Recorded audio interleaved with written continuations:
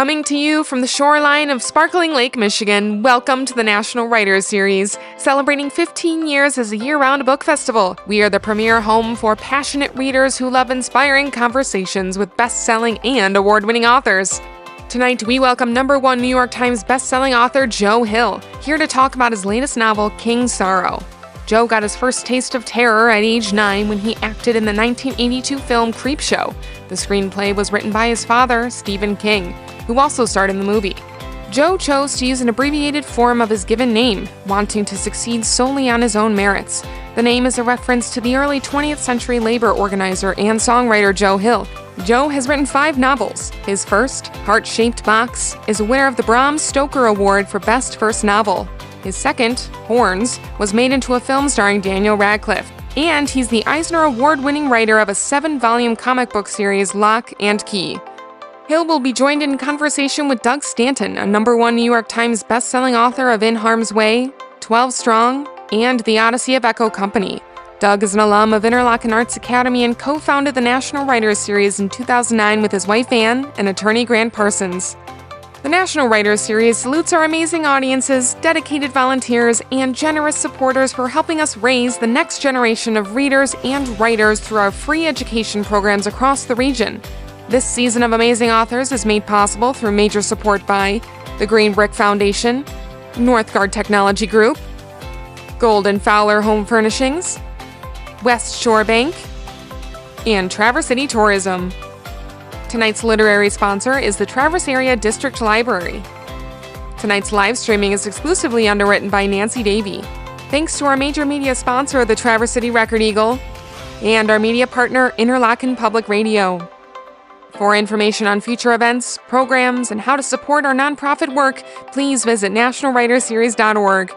Now, please welcome to the stage National Writers Series co-founder and #1 New York Times best-selling author, Doug Stanton. Hi, everybody. Welcome. Welcome. I'm so glad you could come to our annual meeting of timeshare and condominium sales.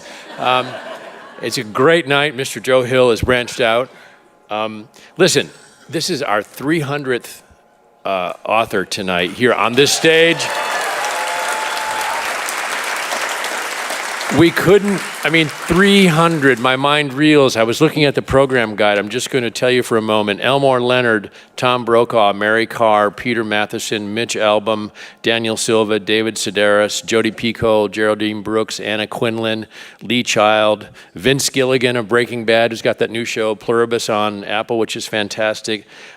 It's mind-blowing, and it's all because of you. And I'm not kidding, because when the authors come here and they look at this room, and they hear your warm questions and your applause, they love it. This is a big stop for them on their book tour. Tonight, we're so lucky to have Joe Hill here, who's on a worldwide tour, no kidding. He'll talk about it, Europe, all across the U.S., and this is the second to the last stop of this tour for this fabulous book, King Sorrow,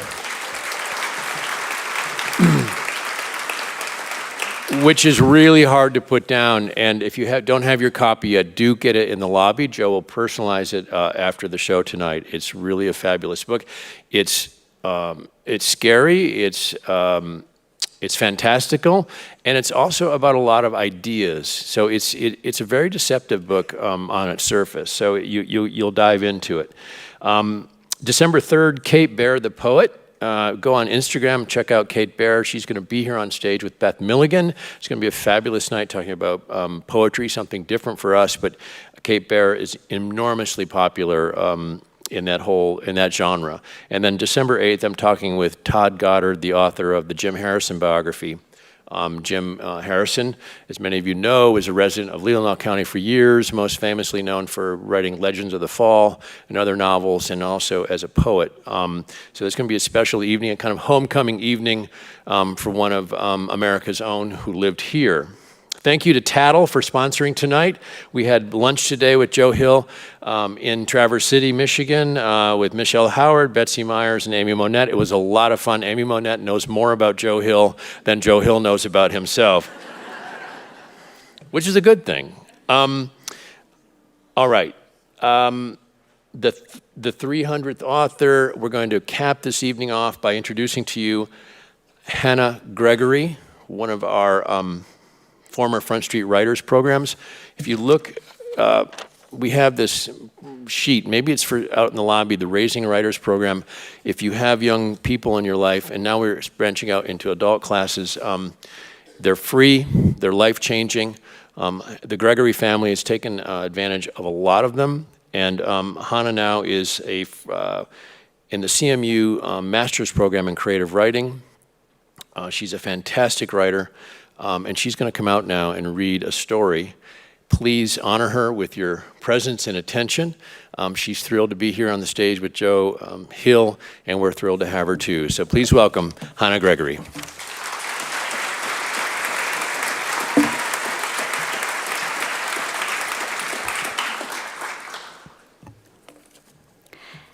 Hello, I will be reading from a short story I wrote called The Feeding. It takes place on an island besieged by sea monsters, and it is told from the perspective of the women of the island as they struggle to find a solution. This is from the middle of the piece. We sprinted down the path, bare feet pounding against stone. Below, the sea was abnormally still, its ceaseless roaring quieted. It did not gurgle, lap, or bubble. Instead, the water lay as if dead, trapped beneath a thin layer of sludge. Where the stone path met the beach, we stopped. 100 yards in front of us, chest deep in the scummy ocean, was Anya. Her husband had tied her to a boulder close to where their son was taken. Her dark skirt floated freely, exposing pale legs. In the distance, the red spikes of a sea monster's spine cut through the sludge. A pink scar gleamed on its back. From the idle way it swam, the creature clearly felt no urgency in capturing a trapped lunch. There was no safety in this revelation, however. If it chose, the monster could reach Anya in a matter of seconds. Any movement to help her would surely attract its attention. We stood frozen, 1 foot on stone, 1 on sand. We had children of our own. Who would shelter them if we were devoured? One of our younger women whispered she would go. Talia was 15 and fleet of foot. She had clever fingers from tying lures, and she could slip into sheep pens without disturbing the flock. She had no children to abandon. Talia stepped onto the sand. The monster did not advance. Talia darted towards Anya's rock, her ash-colored hair streaming behind her. Reaching the water, she shed her dress like snakeskin and slid beneath the surface. Scum held the sea so steady that the girl barely left a ripple. After several long seconds, Talia's head broke the surface. She braced herself against Anya's rock, then scratched at the knots that bound her. One of the lines broke. Talia moved to the next. Her arms, still young with fat, shook so fiercely that we saw their vibration from shore. Talia was halfway through her 3rd knot when the water began to churn. Small, translucent bodies bubbled through the scum and screeched as their lungs touched air. The screams were like the calls of a sea monster, but smaller, younger, and hungrier, like a baby's wail. Anya's head snapped to attention. She watched as 4 small creatures floated towards her. It was almost as if she willed them to come. Talia's panic face turned towards us. We stared helplessly back. The twist of the girl's mouth and the blank look in her eye meant she'd realized what we had. The sea was scummy with monster eggs and hatchlings. These creatures were sea serpent spawn, born in the shallower waters where their parents had taken to hunting. About 1 foot in length and trailing 4 slim tentacles, there was an infantile, almost humanoid quality to the squid-like creatures. Soft, jellied fat patted their cheeks, and pinkish membranes formed their slitted noses and greedy, sucking lips. Their eyes gleamed as red as the backs of their full-grown parents, and we realized now why the sea monster had not attacked before. It was saving easy prey for its young. Thank you.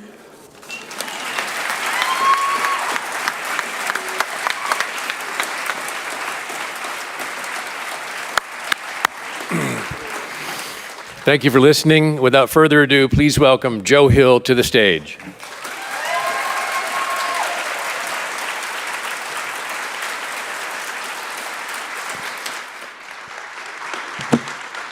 Hey, how about that reading from Hannah Gregory? Terrific.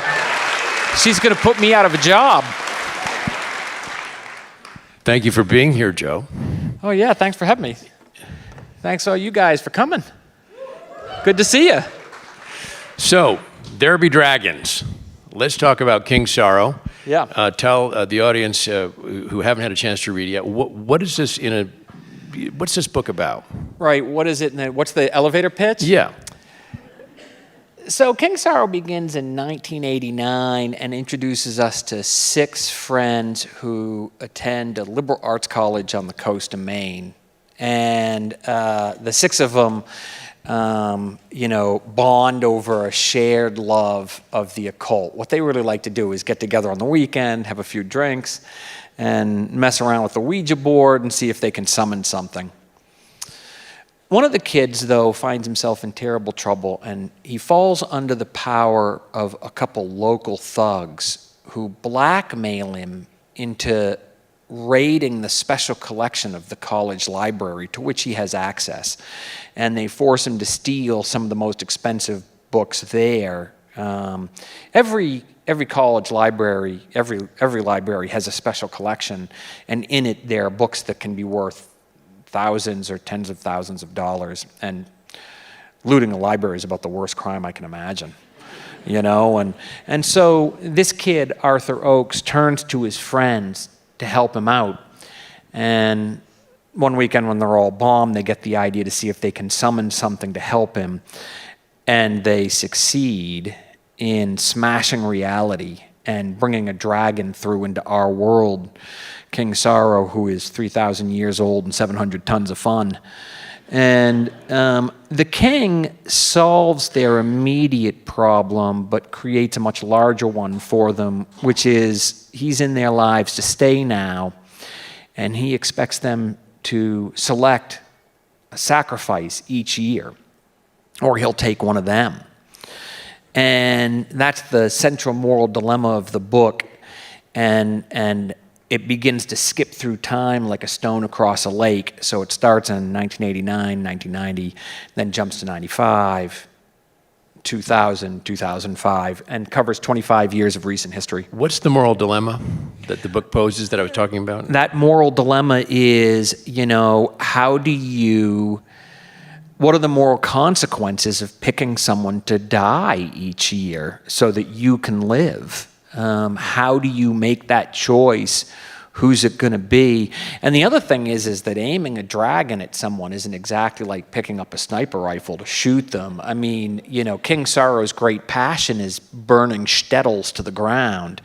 So, there tends to be a lot of collateral damage involved. It reminds me of the trolley problem. It is very much. Tell us what the trolley problem The is. famous trolley problem is, there's a trolley. There are many variations of this moral conundrum. So there's a trolley rushing towards 5 children who are tied to the train tracks. You can throw a lever and save them, but it will be diverted onto a second train track, and your wife is tied to that one.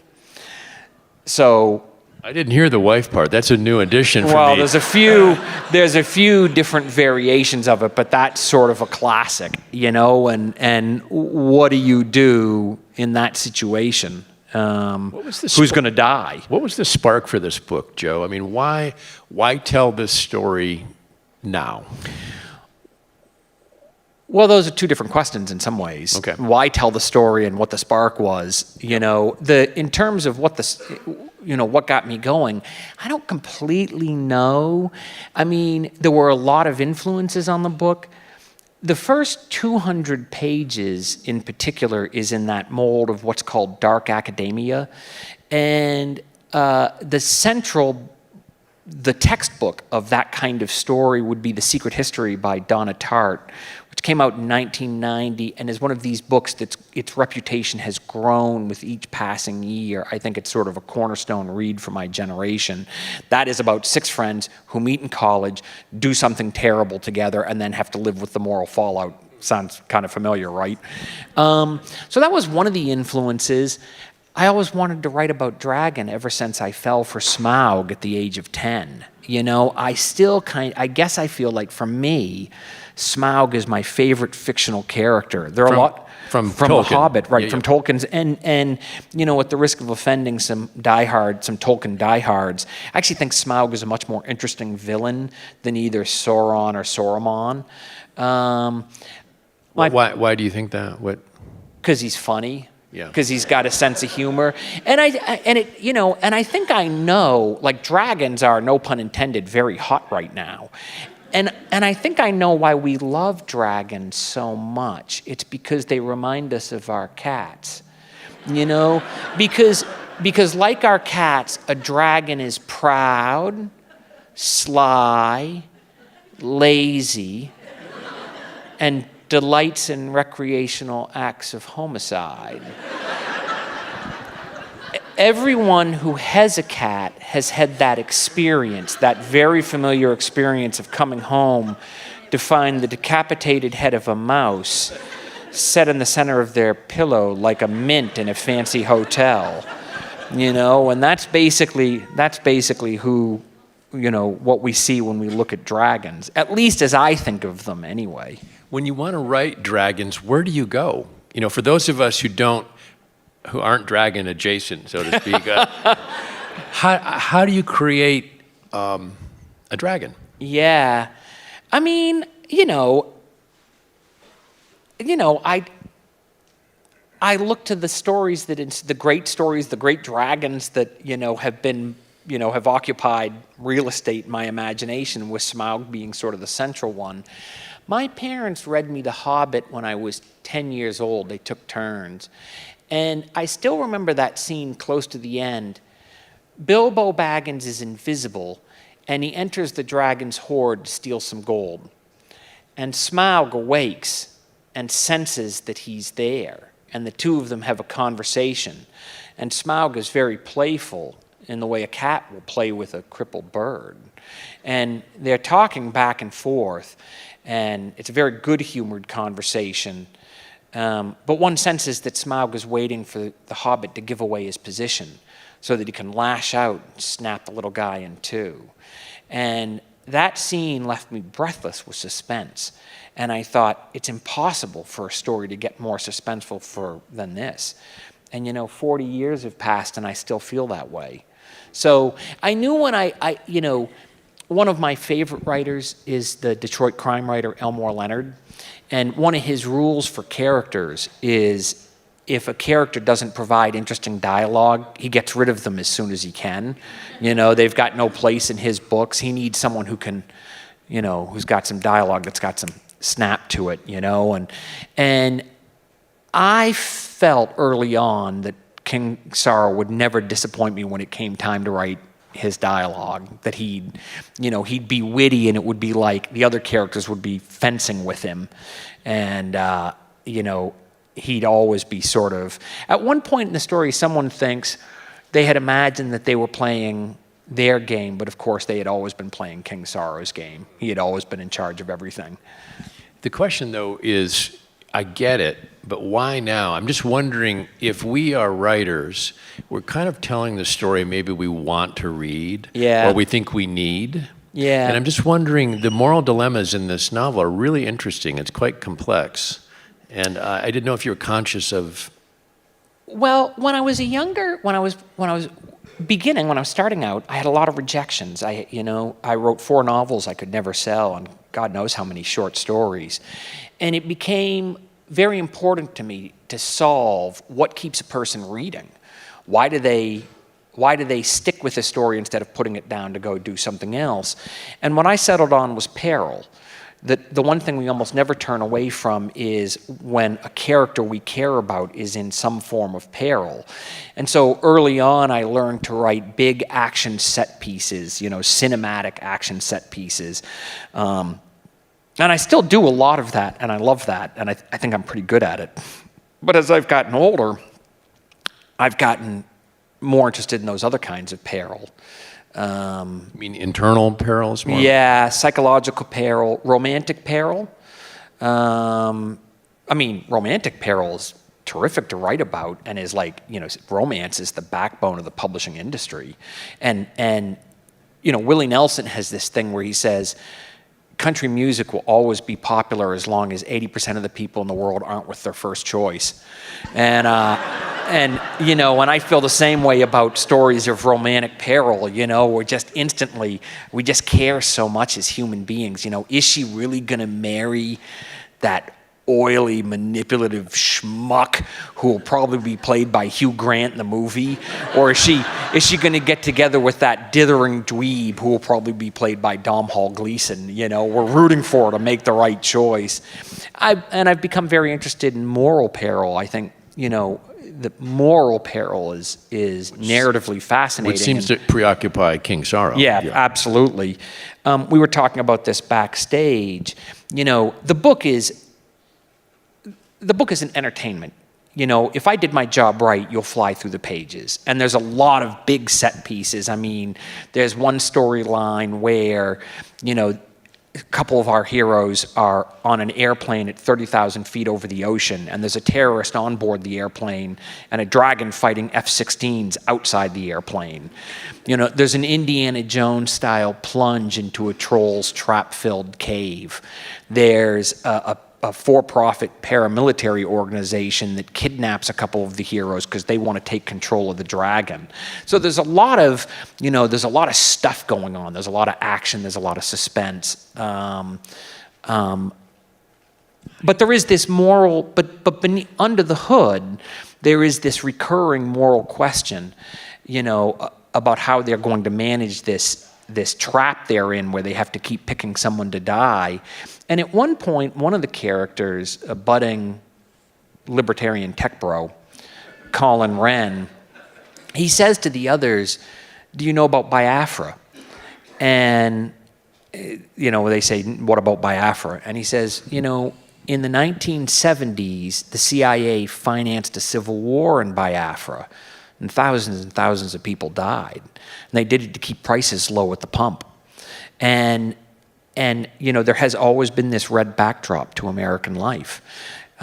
We don't think about, children being forced into mines to mine rare earth metals every time we pick up our smartphone, or sweatshop conditions that, kept the prices cheap on our sneakers. And Colin says,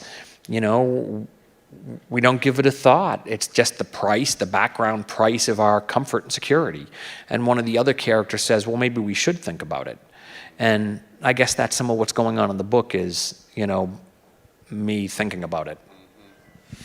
You're thinking about a lot of things now that you talk about turning 50. And, yeah. And you meant to say 40. I feel like, I'm pretty sure you meant to say 40. Yeah, 40. 40, 39, 50. 39. Who can really even keep track? Well, what is a number really? Yeah. Where were we? I don't know. You said something about me turning 30. Yeah, 39. Yeah. And then? Well, what I'm wondering is how this book, this is a big book. And it's been 3 years in the making, but the last time you published a novel was 10 years ago, right? Yeah, it is a big book, but hang on a second here. And hang on a second here. And keep talking. He's saying you're saying these things like, well, there was a paramilitary group, and then there was a F-16. I'm like, how do you keep it all straight?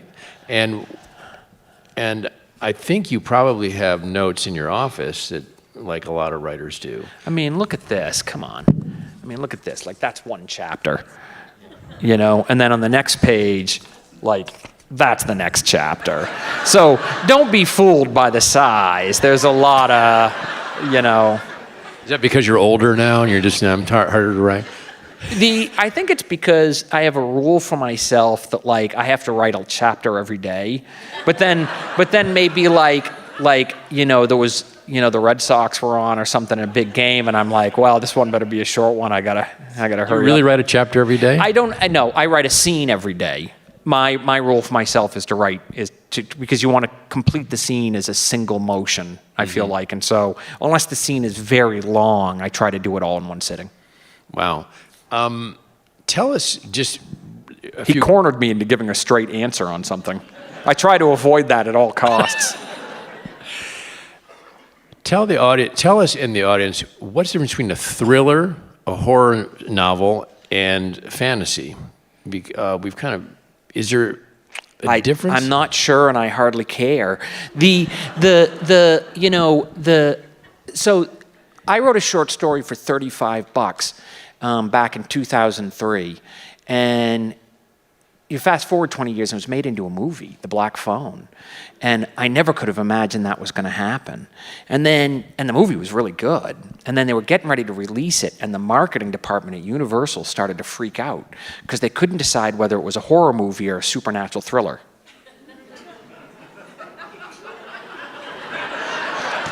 How did that make you feel, Joe?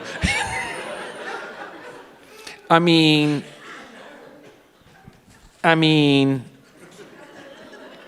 even now it kind of puts me into a little bit of a stupor. I can hardly understand the distinction. I guess there might be one, maybe, but is it really a distinction that we're down to counting, how many angels you can get on the head of a pin? My feeling about genre and those kind of distinctions is that they're very important. They matter for booksellers because they want to know where to shelve the book, and they matter for marketing departments because they want to know how to sell the book and who to sell it to. But in terms of what I'm doing, my only question is this going to be fun? And so I don't really think about, is it horror, is it fantasy, is it a thriller? I mean, I do think, thriller is an interesting term because I think that the engine of all good fiction is suspense. It is important to identify where is the suspense coming from. Like in the X-Files, the suspense was actually less about the monsters and more about whether Mulder and Scully were ever going to screw. Right? Like, that's why you had to watch every weekend, was like, are they finally just going to stop talking about Sasquatch and Mulder's going to introduce Scully to his Loch Ness Monster, Yeah, so you want to know where the source of suspense is and then kind of keep whetting the blade of that. Okay. Have you ever thought about writing crime? Or another? I've done it. No, I've done it. And I love crime fiction, and I also like fair play mystery. Fair play mystery is where the reader could theoretically solve it themselves. And I've dabbled in that. And I also think that most stories of the supernatural are actually crime stories where the perpetrator has supernatural powers. So it's still basically kind of like crime fiction plus. That's why going back to the X-Files, each one of those were cases to be solved. So it was kind of like crime fiction. It just always turned out it was like the bad guy was Fluke Man instead of a serial killer. I wrote a story. I did two very long novels back to back, Nosferatu and The Fireman. And then after that, I thought, I need to get small again. I need to sort of work on economy because these were two beasts. And so I wrote a book of novellas called Strange Weather. And in that book, there's a story called Loaded, which is about gun violence in America. And one of the reasons I wrote about it was because at that time I was on Twitter, and every time there was a shooting, I'd go off on another rant about the way we're living our lives and the kind of choices we're making and whether it really made sense. But then at a certain point, I'm like, what are you doing? It's not your job to tweet about shit, and this doesn't move the dial at all.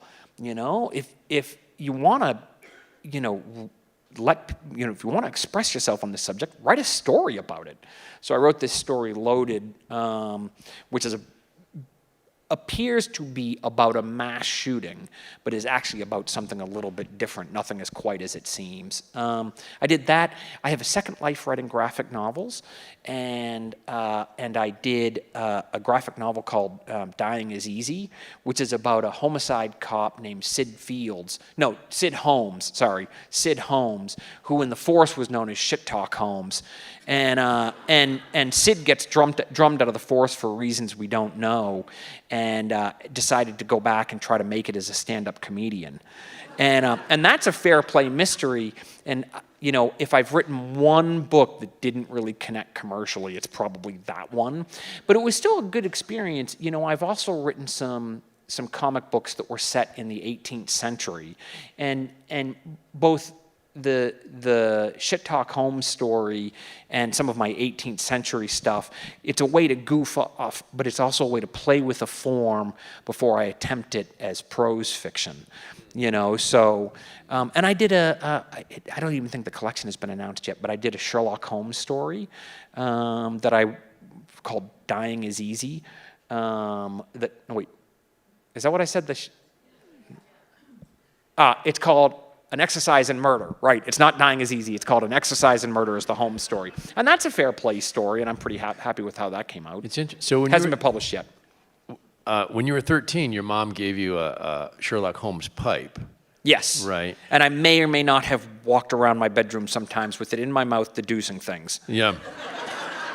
And you like Sherlock Holmes because you could stay up till 9 and it's enough to read one. Now I Holmes. only deduce things. I only get in the mood to start deducing things after a couple whiskeys.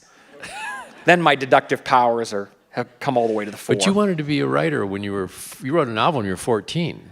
Yeah, I did. The rule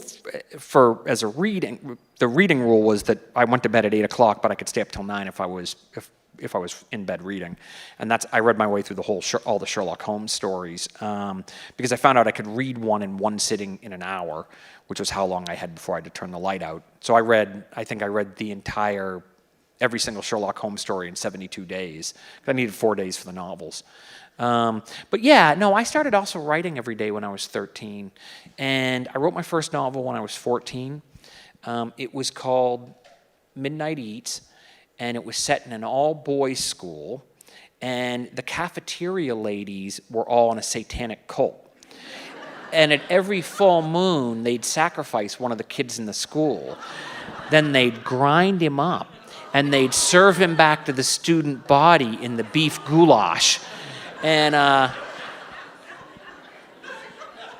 think it's fair to say that I peaked at 14, and it's been all downhill since then. The parent-teacher conferences must have been really interesting. I can't remember if I ever turned that in any of the writing classes. Oh, thank you. My mom thought so, too. So, you mentioned a couple minutes ago, you talked about writing a bunch of short stories and novels that didn't get published. Yeah. So you graduate from Vassar. I always say I wrote 4 novels that didn't get published because it's so embarrassing to say I wrote 8. Did you write 8? Yeah, 4 in high school, and then I wrote 4 in high school, and then I didn't write another one until my senior year in college. Wow. And then I wrote 4 in my 20s that didn't get sold. You went to Vassar. Yep. Right, and you had an important teacher there, Beth Darlington, who taught a class, Symbolic Quest, which It was so the tech bros will tell you not to waste your time getting a liberal arts degree. That what you should do is after you're out of high school, just be done, become an entrepreneur, and have a startup, and I don't know, make your first $1 million by the time you're 20 or something.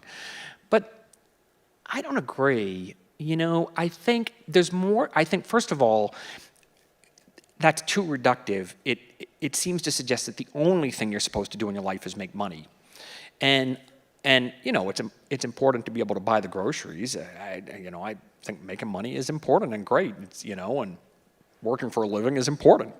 But I think to be a fully rounded human being, emotionally and psychologically, well-rounded, you need to learn poetry, and you need to be exposed to drama and history. If you get exposed to political science, you learn that the same bad ideas keep coming around every 30 years, and when I was in college, I took a 2-semester course in Arthurian romance, and it was Beth Darlington's Arthur course, and it began with Mallory and ended with T.H. White's The Once and Future King.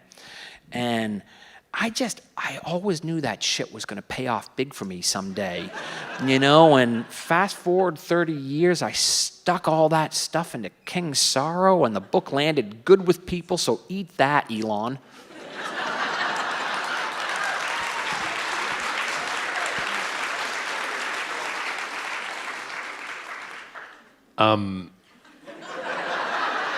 I don't know if we want to go to the Elon route here. I'm tempted, but it's such an easy target. The thing about you wrote these novels. I'm trying to go back, but being broke. Right. You graduate. What's kind of fascinating to me is that you graduate. Well, I wasn't broke. Well, let me rephrase it. You graduate, you're unable to sell these stories. Yeah. You're living in New Hampshire, right? I was living in Boston. And I was writing. When I was 18, I decided to write as Joe Hill instead of Joseph King. None of you guys know this, but my dad is the author Stephen King. And I just felt like there was I was a very insecure and anxious person. I mean, in fact, when I start, it always sounds like, so diligent that I started writing every day when I was 13. Actually, I started writing every day when I was 13 and never, ever took a break, not on Christmases, not on my birthday, not on vacations, and I kept that up for 30 years. And actually, I think that's because there's some wiring in my head that maybe wasn't super healthy,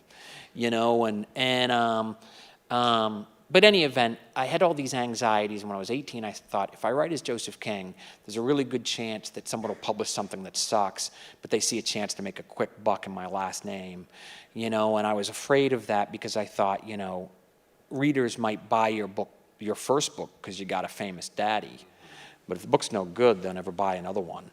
So I started writing as Joe Hill, and that's how I wound up racking up all those rejections because, I had to develop my craft, and it was important to make my mistakes in private, which is where they belong, and I was actually able to keep it a secret even from my agent for most of a decade, and eventually sell a book of short stories to a small press in the United Kingdom, which was sort of my breakthrough and was almost the end of remaining anonymous, but that was almost enough. It did give me some confidence that, I felt like the short stories that went into those, that collection had sold to editors who didn't know anything about me, just that they liked the stories, and some of them got in best of collections and won prizes, and it did give me some confidence, that the stories had merit.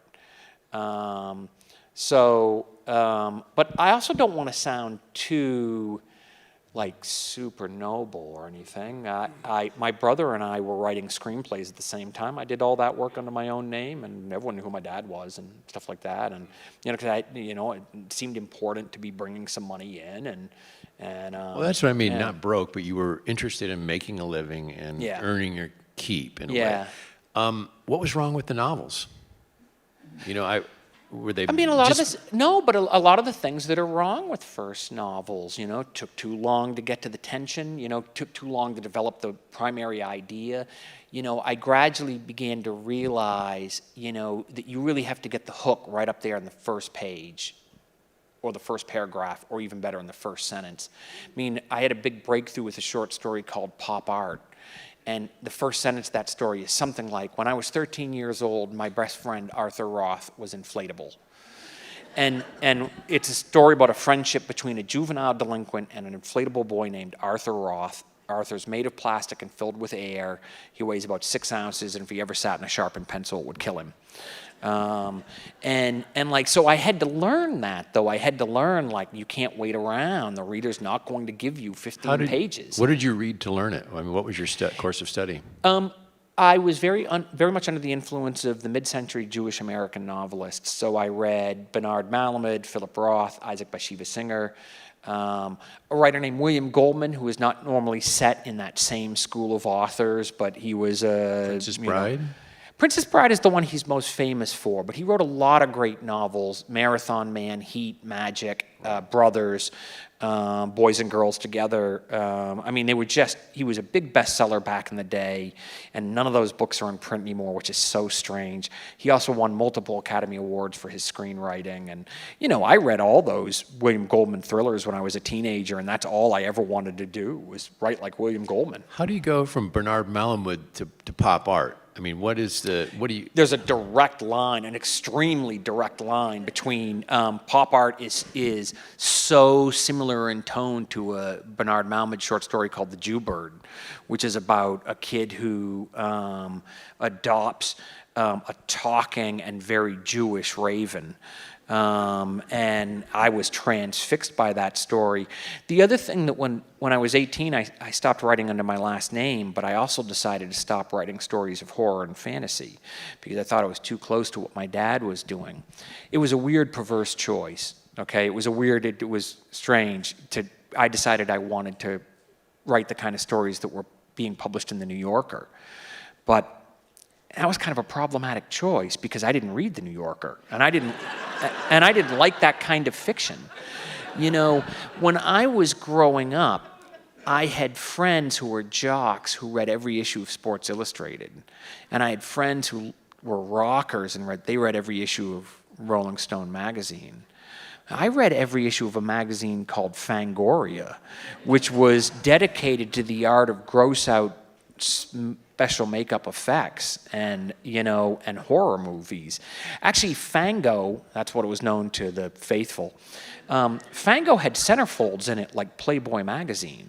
But in Playboy magazine, a centerfold was usually a picture of some girl wearing a pair of socks and a smile and not much else. The centerfolds in Fango usually showed some poor schmuck getting an axe to the head, and his brains are splattering out, and one eye is popping out. And I hung my walls with those centerfolds. In a totally unrelated factoid, I actually maintained my virginity for a surprisingly long period of time. But my point is that I loved horror fiction. I loved stories of fantasy, and even when I turned to literature, it tended to be works of magic realism. 100 Years of Solitude, and the work of Bernard Malamud. Yeah, exactly. Natural's very close to my heart. That's a King Arthur story. We might have even read it in Beth Darlington's class. But so at some point, I read an essay by Bernard Malamud called Why Fantasy? And this is when I was writing as Joe Hill. And Malamud argued that since all fiction is make-believe, putting a ghost in your story is as valid as or a talking animal in your story is as valid as any other choice, that Philip Roth's New Jersey doesn't exist in the real world. It's as fantastic and fabulous and as a place of pure make-believe, just like Alice's Wonderland. And he argued that there was terrific narrative power in the tools of fantasy. And that one set me free. That essay set me free to start writing stories of fantasy and horror. And I did say to myself, okay, Joseph King can't write horror stories because it'll look like I'm grabbing my daddy's coattails. But no one knows anything about Joe Hill. He might as well be Joe Schmo. He can write whatever he wants. And as soon as I started to write stories of horror and fantasy, those stories began to sell, mostly to British fantasy magazines, because I knew what I was doing. I knew my way around those kind of stories. How did your folks take your name change, which I think you indicated to them quite early in your life, right, that you wanted to be known? Were they okay with that? Yeah, absolutely. My dad was no stranger to pen names himself, having written a bunch of a bunch of books under the name Richard Bachman. One of those books is a major motion picture and films now. Don't forget to get your tickets this weekend, folks. Running Man, playing in select theaters near you. They understood the reasoning. I spent 3 years writing a book called The Fear Tree, which was pretty good. Big epic fantasy. That was one of the last ones I couldn't sell. And it got very respectful rejections all over New York and London. And my dad loved that book. And he did kind of falter and say, Joe, I think if you took it out under your name, probably someone would buy it. And I said, Dad, I think you might be right, but that's just not how I wanted to do this. I guess I'd rather not sell the book than I've been working under this pen name for a few years now, and if I can't sell the book that way, maybe it was turned down for the right reasons, and so anyway, I stuck with it. And I still stick with it now. I mean, I'm still writing as Joe Hill. And one of the reasons I still write as Joe Hill is because even now, sometimes someone will walk into a bookstore and see King Sorrow or Nosferatu, and they'll pick up the cover, and they'll pick up the book, and they'll like the cover, and they'll like what it's about. They're not checking me out on Wikipedia, and they don't know anything about me. And they buy the book and take it home, and they really get into it. And then they look me up, and they're like, oh, wow. And that's cool. I always feel like every time I get another reader that way, I'm like, I got one. Wow. It's very satisfying. I think that deserves a round of applause. That's quite noble. That's yes, it does. Thank you.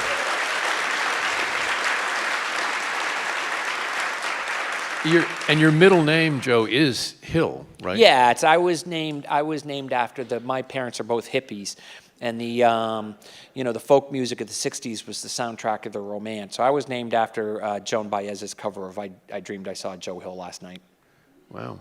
Yeah. Well, listen, we're going to have some questions tonight from the audience. But Joe's agreed generously to read to us a section from King Sorrow, which I'm looking forward to. And I think, Joe, if you want to go to the podium, we'll bring the light up on the podium. Yeah, and okay, it might be sounds easier. good. You can use that mic that's on the podium. I slipped up, and the first thing I did was make sure my fly was up. So, Yeah, okay. Here, I'll take that one. Okay. All right. So I mentioned that Arthur falls under the power of these blackmailers, these local thugs in the town of Goguen, and King Sorrow promises to go after them. But what Arthur and his friends don't realize is that King Sorrow isn't just going to show up to kill them. He's going to play with them first. So they begin to have visions of King Sorrow getting closer and also getting bigger. So when he says at one point that when he first appears in our world, sort of blinks into our world, he's as small as a wicked thought. But by the time he comes all the way through into our reality, he's his full, majestic, 70-foot-long self. So anyway, there are these there's two local creeps. There's Jane Niswander and her boyfriend Ronnie Volpe, and they sling PCP in the small town of Goguen. Jane is also living in her house with her 18-year-old sister Tana, who is pregnant. So anyway, here we go. Jane sits up in bed, heart beating too fast, beating like after a blast of cheap, shitty cocaine. There's someone in the house, someone moving around. There's no way to tell what time it is. The digital clock by the bedside blinks 12 o'clock. It's been blinking 12 o'clock for days. Neither of them has bothered to reset it. The door lolls open a crack. A ghost-colored light flickers in the hall. At the bottom of the doorway, Jane can see a black shadow. As she watches, it shifts, moves, and disappears, as if someone had been standing there and is only now backing away. "Tana," Jane whispers. "You up?" Ronnie sleeps on his stomach, the bedsheets kicked back. He wears white Fruit of the Loom, so old they've assumed a certain transparency, his ass visible through the old fabric, and his face is half buried in his blood-stained pillow. He gets nosebleeds after too much coke and uses the pillowcase to wipe. She wants to club him one, wake him up, but he usually hits back, and she's not in the mood for a punch-up tonight. The TV is running. That's what's casting the spectral blue light glimmering in the hallway. She can hear Sports Center. Then there's a snapping sound and a hiss of static. A moment passes, and there's another snap, and Jane can hear MTV, Headbangers Ball, Ozzy Osbourne pouring himself a suicide solution. Tana. Has to be Tana. She can't sleep either. Still, when she slips out of bed, she reaches for the shotgun, leaning against the wall beside the end table. It's a single-barrel Ithaca pump, and it was her daddy's gun. It's older than Tana, a slam-fire model. They literally don't make them like this anymore. Hold the trigger down and the Ithaca will fire as fast as you can pump shells into the chamber. It's not quite an automatic weapon, but it's perfectly possible to squeeze off 4 rounds in 4 seconds. She nudges the bedroom door open with the barrel of the gun and considers the short corridor to the living room. Tana's bedroom door is ajar on the left. The door to the bathroom stands open on the right, looking into maximum darkness. Jane creeps sidelong down the hall and peers through the open crack at Tana's bedroom door. The sight sends a paralytic tingle of alarm through her. It can't be Tana in the living room because Tana is right there, asleep on her side, one hand cupping the swollen curve of her belly and a copy of What to Expect When You're Expecting on the bed beside her. She snores delicately, her hair across her face. In the living room, the TV clunks to a new channel. The TV is 10 years old, and when someone changes the channel, it sounds like slamming a fresh magazine into a gun. A studio audience roars with unhinged laughter. "Who's there?" she cries. Without waiting for an answer, she shouts, "I have a gun!" The audience laughs and laughs, as if that was the funniest thing ever. Tana makes a small muttering sound in her bedroom and then says Jane's name, but she isn't all the way awake. Jane can tell from her tone. She moves, has to move, can't be still any longer. She ducks into the living room, lifting the Ithaca, swinging the barrel to cover the couch. As she does, the TV turns itself off with another loud clunk. Light collapses to a dot in the center of the screen. In its fading glow, Jane can see the remote on the armrest of the couch. It is not a large living room, and there is nowhere to hide. She can see in a glance she's alone. The empty sofa, angled to face the TV, takes up most of the space. She wheels toward the front door. A black overcoat hanging from a peg looks like a man slouching against the wall, and for a microsecond, Jane is this close to emptying a barrel into Ronnie's favorite duster.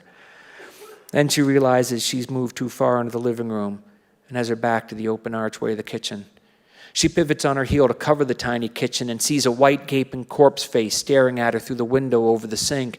She catches herself before she can blast away, realizes she's been tricked by her own reflection in the glass. Jane's hands are shaking as she revolves to face the living room once again, and now, for the first time, she can dimly see an image of something squirming across the television screen. Jane hits the wall switch and lights the room up. The TV screen has become a glass window looking into a dry aquarium, and there's a fucking snake stuffed in there. A snake as thick as a fire hose, knotted and tangled on itself. It shifts and twists slowly, hardly enough room inside the boxy old TV for it. That's an anaconda, she thinks. There is a fucking South American anaconda in the TV. And then she sees it has arms. Scaly arms and black talons, and one of those claws draws 3 white scratches across the inside of the glass with a faint, almost musical whine. Its face presses to the glass, staring out at her with one golden eye, the pupil a vertical black slit. "Who says there's nothing on the telly this hour of the night?" remarked the thing inside the television in a voice that reminds her of the sailor in Jaws. What was his name? Quint. "You never know when you might find a good creature feature, babe. Even better than that, Janie. Sometimes in the wee hours, the creature feature finds you." A black forked tongue flickers from the dragon's thin-lipped mouth, and that one staring eye closes in a slow wink. Jane screams. She has never screamed so loudly in her entire life, and even so, she can barely hear herself over the thunderous boom of the shotgun. Her hands are shaking, but the shot is true. The curved screen of her 10-year-old TV erupts. The back of the TV explodes outward, blowing capacitors and diodes straight through the wall. She advances on the television, coming around the sofa. She racks another shell under the pipe, and because she's still depressing the trigger, the Ithaca booms again, this time punching a hole in the floor in front of the television. The sudden detonation scares her so badly she takes a stumbling step backward. Her calves strike the couch and she abruptly sits down. Through the droning in her ears, she hears her sister screaming and Ronnie falling out of bed. Jane stares at the smoking wreck of the TV, looking for the black ruin of the snake, the thing that spoke to her. But he's gone now, which should be a relief, but she's fighting for breath, and there's a terrible thought cycling through her head, a paranoid chant, the worst thought of her life. He knows my name. He knows my name. He knows my name.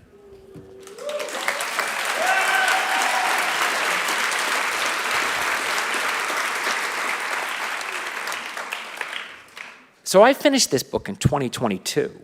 The first draft was done in 2022, and in the fall and then it needed to be revised, and it takes time for things to move through the pipeline, hence the long wait for the release. But I had to do a reading at a library in the fall of 2022. It was an outside reading. I was going to stand on the bandstand, and there was going to be a crowd out there, and it's a nice warm day. And, you know, in a situation like that, I think it's chicken shit to read old work. You know, I'm going to read the new stuff because I'm an artist, man. You know, and so I, I decided I was going to read this segment from King Sorrow because I thought, yeah, this bit really works. It's going to be great live. And I was reading it to the crowd, and I tell you what, I had him right in the palm of my hand. I had him right there. And I'm reading along, and Jane blasts away at the TV, and I read, the back of the TV explodes outward, blowing capacitors and dildos straight through the wall. I lost him, man. I couldn't get him back.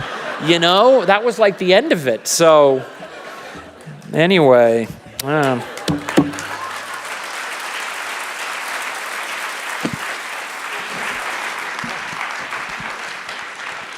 Wow, you guys want to do some questions? Yeah. If we could bring up the lights, and we have microphones. We got treats too. We got treats too. We got so these are King Sorrow whiskey tumblers. You know, and so we were going to give some of these away. Normally someone else is going to hand them out, but normally, you know, I've been handing them out at the events, and this one guy got up and asked a good question. I said, that's a whiskey tumbler. And I was walking it to him. I said, do you drink whiskey? And he said, yeah. And I said, what kind? And he said, Fireball cinnamon whiskey. And no, man, you don't get one now. I'm sorry.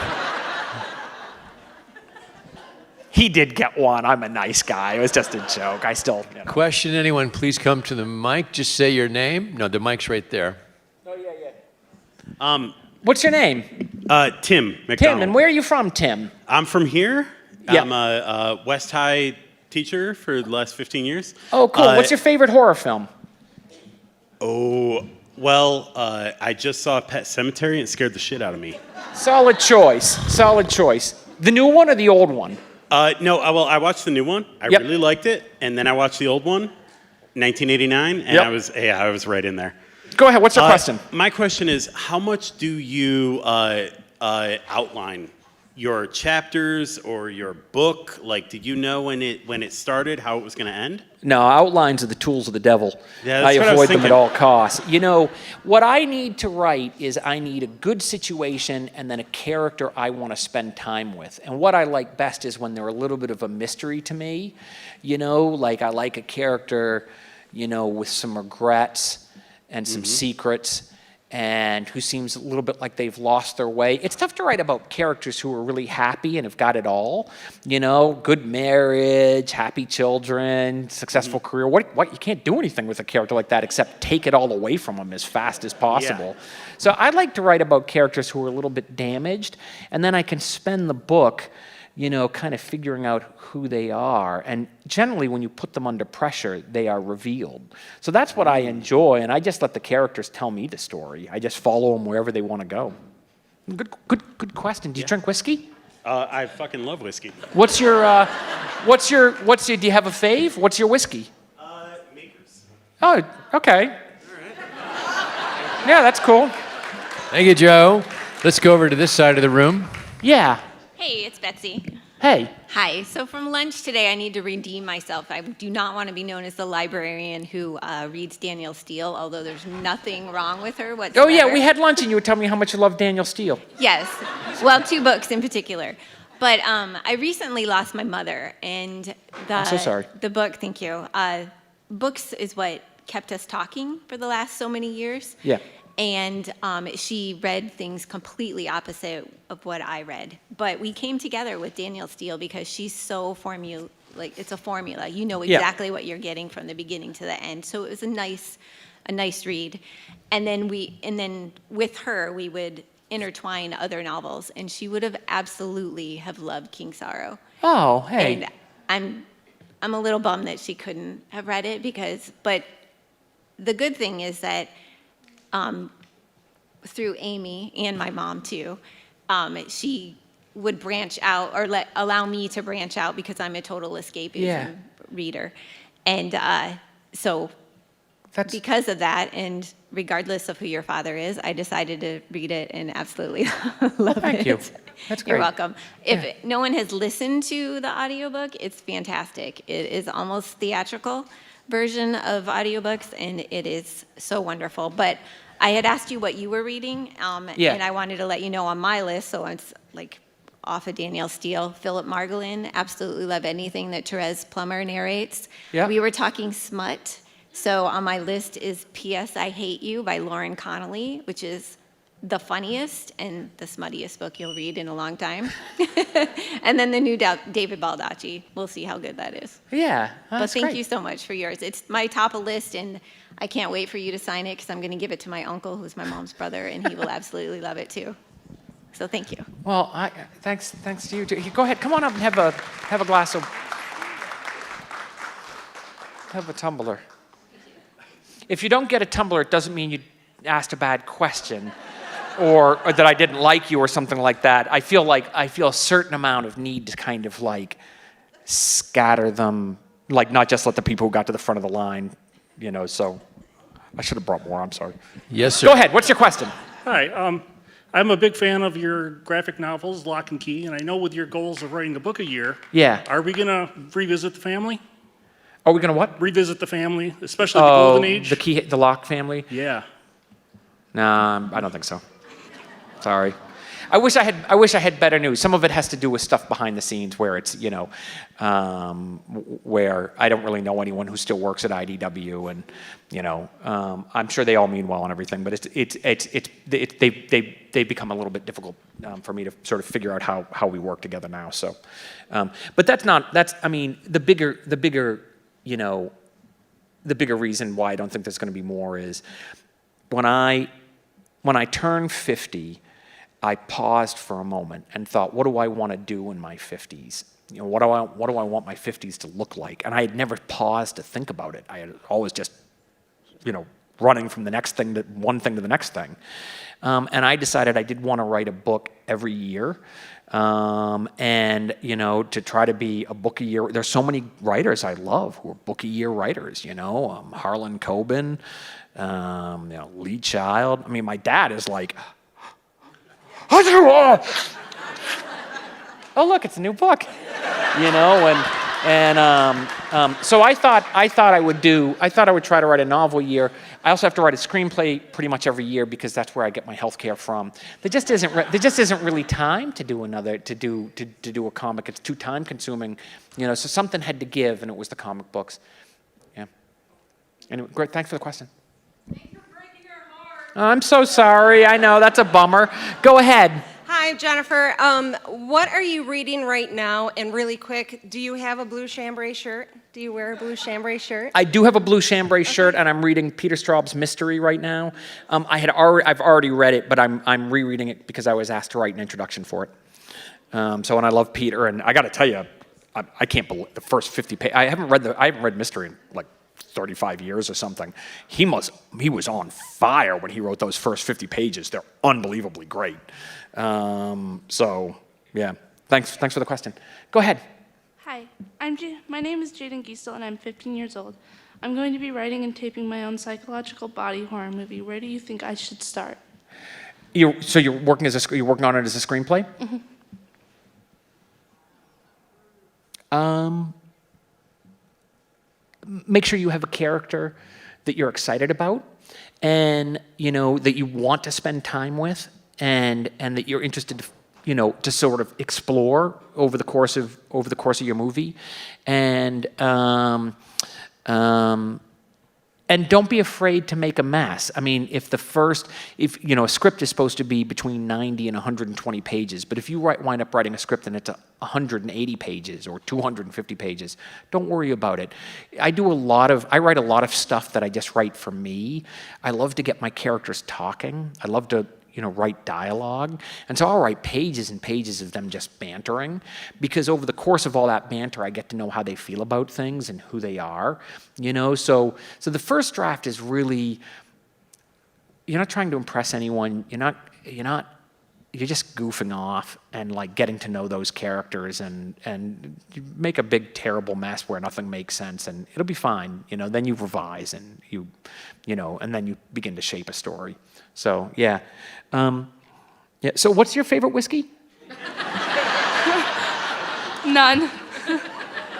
That's your dad? That's your dad behind you? Yeah. Yeah. So answer this question carefully. Thanks for the question. It was terrific. It was really terrific. Thank you. Go ahead. Hey, hi Joe. I'm Carl. Hi. Nice to meet you. And where are you from? I'm from here, from Traverse City. Okay. So, and what's your favorite horror film? You forgot to mention. Oh, The Thing. Oh, John Carpenter. John Carpenter's Yeah, The Thing. absolutely. Yeah, Excellent choice. Yeah, it's great. You never know who to trust. Yeah. Sure. You and I are about the same age, and I started reading your dad's stuff. Oh, you're 30? Yeah, I'm 30? I'm You're also 30 like 30. me? I'm 32. I just turned. Thank you. Yep. Go ahead. But I started reading your dad when I was way too young to start reading. Everyone started reading of way course, too young. Right? Uh-huh. So Misery being one of my favorites of his work. So in that book, Paul Sheldon, the author, whenever he finishes a book, he smokes a cigarette and drinks some Dom Perignon, right? Yeah. It's like a superstition. Yeah. So I was wondering, you, Joe, as an author, do you have any rituals or superstitions that you sort of play along with, besides writing a scene a day? Right. Like, do you have anything that's sort of deep, brooding rituals or superstitions? When I finish a book, I usually build a big Lego. I usually take a few days Really? off. Yeah, I usually take a few days off to build a big Lego. I remember when I finished The Fireman, when I finished The Fireman in first draft, I built the Lego Death Star. Yeah. No, that was actually that was after Nosferatu, and then I built Tower Bridge after I finished The Fireman. So, and that was a big one. So, I guess I do that, and I think that's about it for. Legos are cool, man. For rituals, yeah, I think that's really the primary ritual. Yeah. Do you take them apart when you're? I actually just took. No, my 3-year-olds take them apart. I actually just took apart London Bridge to make room for future Legos. Wow. Okay. Go ahead. Hi, my name's Damon. My favorite. What's your name? Damon. Damon. My favorite horror movie would probably be Reanimator or Evil Dead. Yeah, those are great choices. Yep. Yeah. I'm wondering with Parts. I've never reanimated Parts before. Maybe you should try it. Yeah. I'm wondering with Black Phone 2 coming out, if you had ever thought about writing a sequel to one of your novels. So, I don't really do sequels, and one of the things that Malamud said is the right time to end a story is when whatever the reader can imagine happening next is more interesting than whatever you can imagine happening next. And so sometimes people do occasionally get frustrated with the endings because they're kind of like, oh, but I wanted to know what happened next. And my feeling is, decide for yourself. Go ahead and tell that story to yourself, And the only story I've ever written, well, there's two things. I do sometimes think about revisiting some of the characters from The Fireman, because I'm sort of interested to know about the next bit. And I wrote a short story called Fawn that introduces a sort of wicked Narnia, and that world is called Palinode. And I think I might be going back to Palinode in the future. Yeah. Good question. Thank you. Go ahead. Yeah, my name is Dirk. What's your name? Dirk. And Dirk, where are you from? Mayo, Michigan. You came from where? Mayo. Mayo. Okay, great. M10. Okay. The black phone freaked me out. Good. I'm not gonna deny that. I don't know that my question is truly appropriate, but I mean, this is already the best question of the night. Yeah, go ahead. Let me just get ready. Well, what's your favorite whiskey? My introduction to you, honestly, was from your father's stories of the Dark Tower. Yeah. And I want to know, and like I said, I don't know if this is really appropriate to ask you. Well, go for it. We'll find out. But, what of your father's work is your favorite? Oh, well, one of the things is, I mentioned about writing under the pen name, and, even after people found out between the publication, it became public knowledge about my dad, between the publication of 20th Century Ghosts by Small Press in 2005 and my first novel, Heart-Shaped Box, in 2007. So late 2006, that's about when the pen name came apart for a bunch of reasons, which, doesn't really matter. But the even after people found out about, who my dad was, I still kind of held him over here a little bit because I was a little tense about it. I kind of wanted to create my own literary space. I'm in my 50s now, I have to admit. I'm in my 50s now, and I love my dad, and I love my dad's work. I'm a huge Stephen King fan, and I feel like I've done some books that people liked, and I'm a little more relaxed about it, and it feels pretty good to be able to talk about how much I love my dad's work and celebrate it. And my favorite of his novels is The Dead Zone, which I refer to in King Sorrow at one point. I've probably read The Dead Zone 15 times, and it battles with two other books for like the sort of number 1 spot in my heart. And I just think that's but he's written a lot of wonderful novels. 11/22/63 is a great one, and Fairy Tale is a great one. So lots of favorites. Thanks for the question. What's your name? My name's David. I'm from Allendale, near Grand Rapids. Okay. What's your favorite horror film? You forgot to mention. Deep down, it goes all the way back to Creature from the Black Lagoon. That's the best of the Universal classics. I'm with you completely. And I know you just said you didn't like sequels and stuff like that, but I really liked Black Phone 2 because films are different than books. Okay. Films are different from books. I love Black Phone 2 as well. Okay, but it made sense, and it was great because it made sense. A lot of them are just out there just to make money, and I loved it. So thank you for that. I'm sure I'm not the only one here who's a collector. I have multiple versions of different books of yours, as an example. You really can't be happy with just one. You really got to buy. I agree. It's best to buy the book in hardcover, but also on paperback, and probably audio as well. My wife doesn't get it. She's like, it's the same words, right? But yeah. Anyway, so I'm just curious. Over the years, what kind of things have you collected, and what are some of your favorite things in your personal collection of things?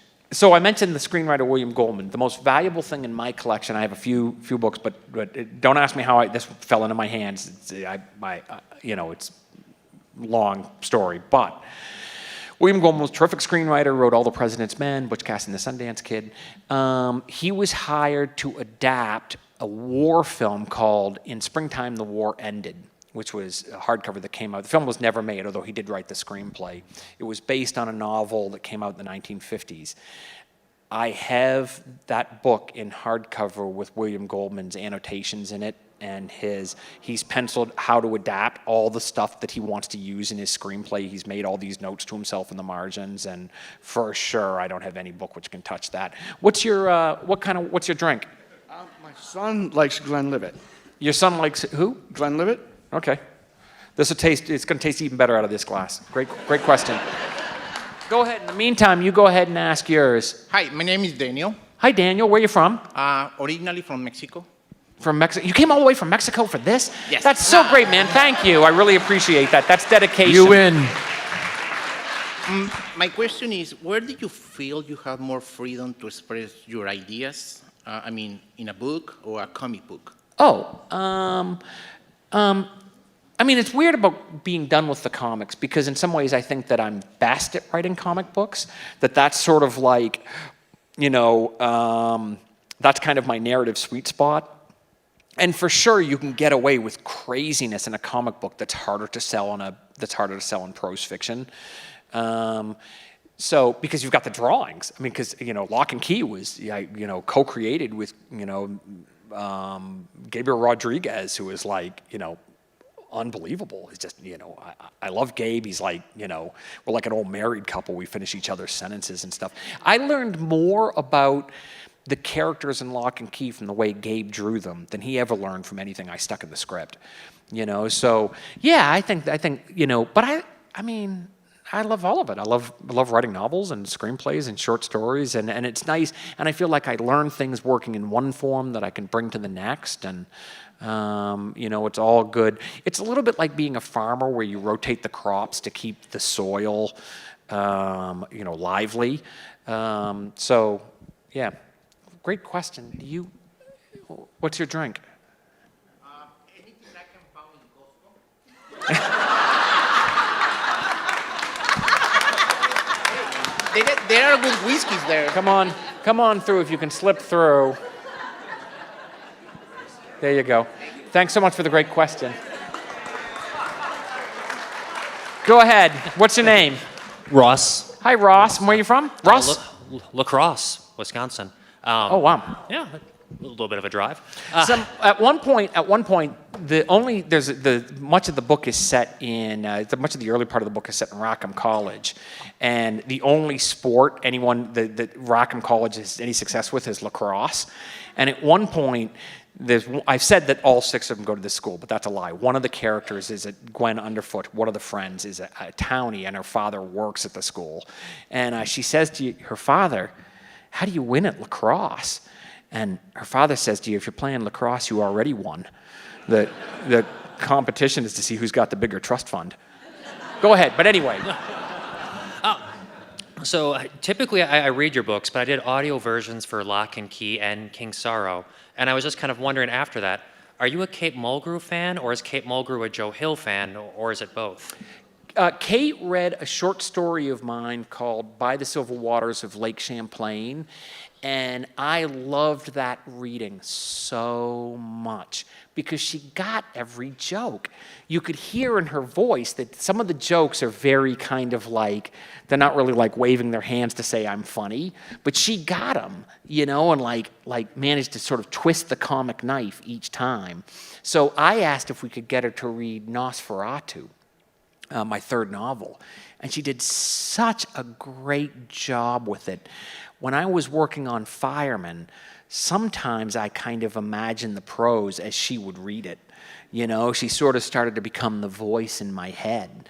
So, and it was so great that she also did some work on King Sorrow, and she's so terrific. I feel like I should add she's my wife's favorite Star Trek captain. I mean, I can't argue. She was terrific. But I feel very lucky that she's been willing to read some of the stuff. That's great. Go ahead. Hey, Joe. I'm Consuela. I traveled from Virginia to see you today. Really? Yeah, I did. From where? Virginia. Virginia, wow. Oh, my goodness. That's amazing. Thank you. My favorite horror movie is It. I'm a big fan of your dad. It Chapter 1, not the TV movie? Yes. Yeah. I mean, I definitely think that's one of the top 5 adaptations. Right. But I like both. Yeah. So my question for you is, what inspired you to write Nosferatu?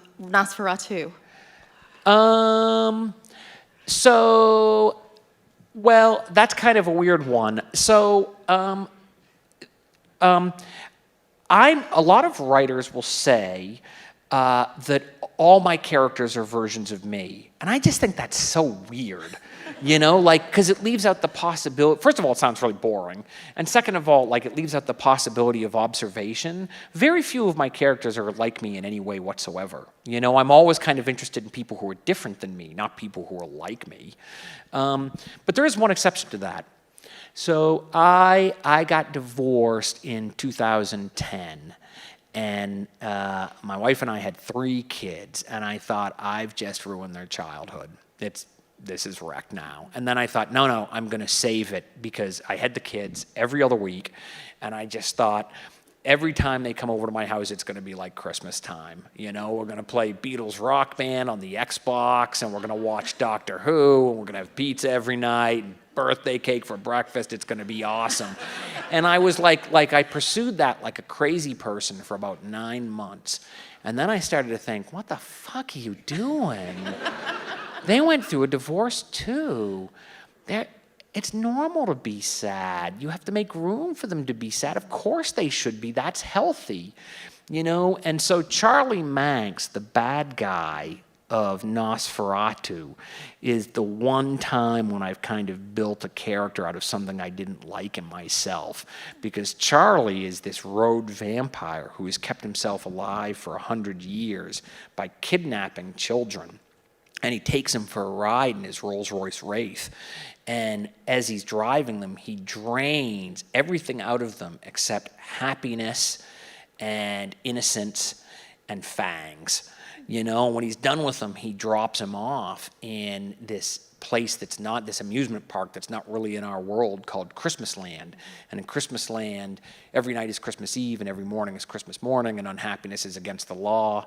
And these kids are just thrilled, whatever they're doing, whether they're riding on the merry-go-round or playing a game of scissors for the drifter, and the thing is like in America, there's a tendency to idealize innocence, but innocence is not a pure quality. An innocent child will rip the wings off a butterfly because it doesn't understand it's causing pain. It's experience that teaches you that other people can feel things, that, it's your guilt and your regrets that help shape you into an empathic and compassionate person.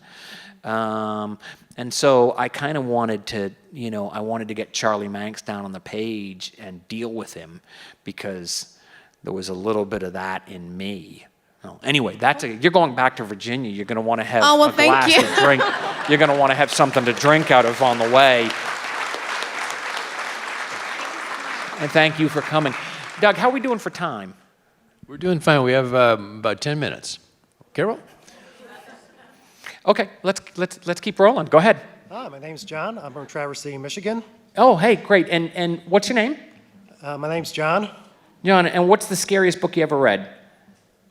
It would have to be Pet Sematary. Oh, wow. Yeah, that is a scary one. What the fuck is up with that guy? Go ahead, what's your question? Yes. What's your favorite part about writing, and how do you stay motivated? What's my favorite what? Part in writing. What's my favorite part of writing? I finish for the day and crack open a Corona. How do I stay motivated? When I'm done, I get to have a Corona. There's that famous story about Alfred Hitchcock. The actress says to Hitchcock, "Mr. Hitchcock, what's my motivation in this scene?" He says, "Madame, your paycheck." That's a good question. Go ahead. All right. Jake, Grand Ledge, Michigan. Favorite movie, Possession, with Sam Neill. Okay, cool. Yeah, my question is, everybody experiences and interprets art differently. Yeah. So have you ever had anybody come up and give you a take on one of your books that you weren't expecting, that just kind of caught you a little off guard? People have different feelings about books, and some people really like to keep them mint, and pristine.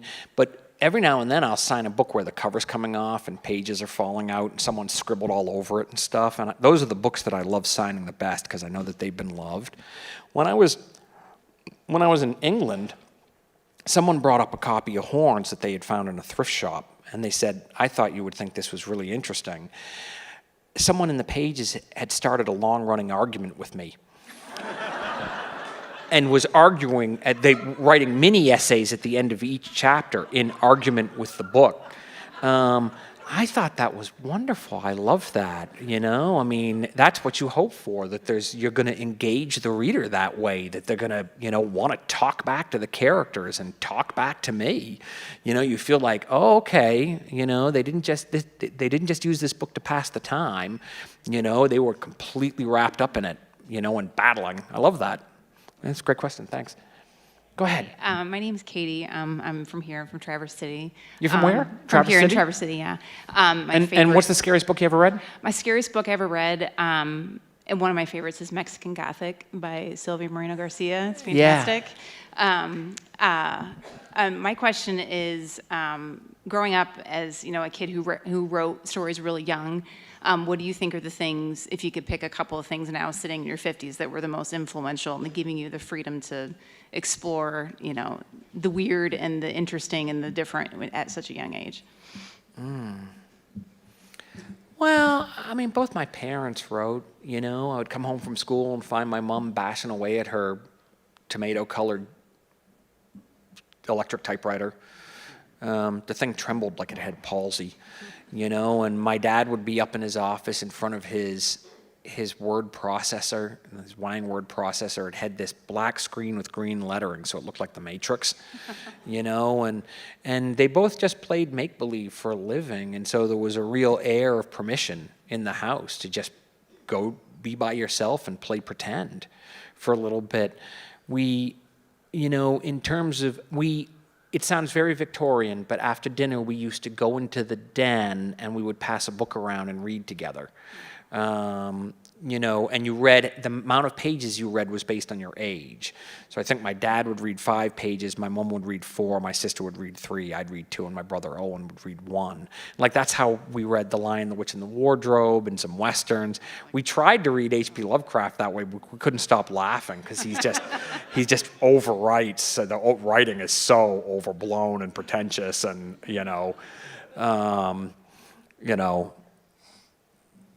we'd be reading about the unholy and mephitic odors, and someone would lift one butt cheek and fart, you know, and we'd all just completely disintegrate. So, you know, I think, you know, just being in a house where pretend is beloved. I tell you one other thing. We had a typewriter. My dad would sometimes roll a sheet in it and write a paragraph, and then leave it for someone else to write another paragraph, and we could play with that all weekend long. You know, just writing these. And what you do is you try to leave someone in an impossible position, you know, or forced to deal with some scene where, like, no one wants to write that. You know, just, I like that. So that's a great question. Go ahead. Hi, I'm Amy. I'm from Mayo. I'm a librarian. Oh, hey, great. So thank you for writing. Truly. Well, thank you for putting the right books in people's hands. My question. That's important work.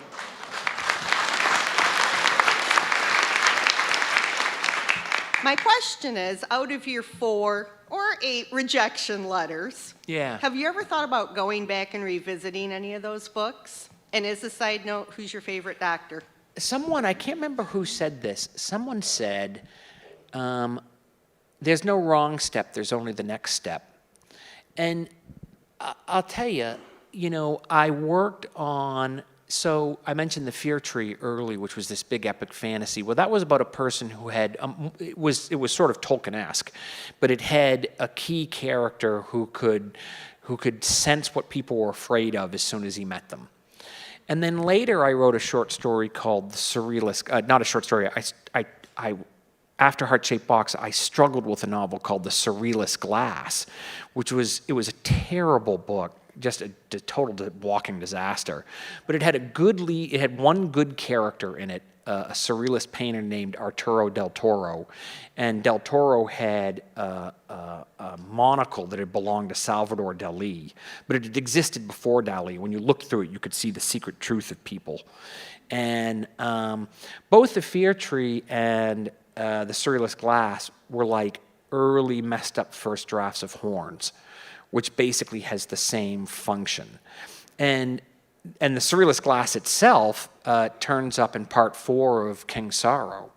You know, another book that I wrote, the last book I wrote that I couldn't publish was called The Briars.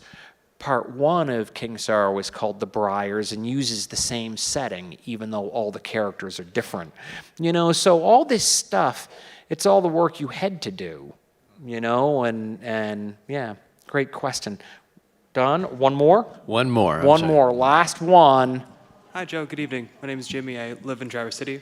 One thing that really shocked me during your origin story was how you had 4 to 8 different failed novels, starting writing at age 14 and then getting your first book published in your mid-20s. How did you deal with No, I got my first book published when I was 33.